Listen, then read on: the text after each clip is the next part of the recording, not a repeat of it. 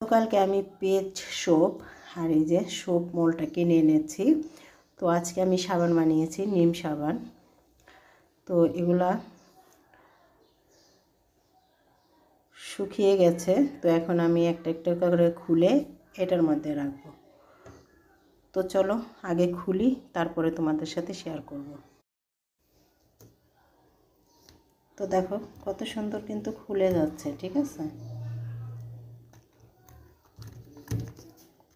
খুব একটু কষ্ট হচ্ছে আমার, তারপরও তোমাদের সাথে শেয়ার করি। এই দেখো দারুণ হয়েছে, তাই না? তো সবগুলো খুলে তোমাদের সাথে শেয়ার করছি।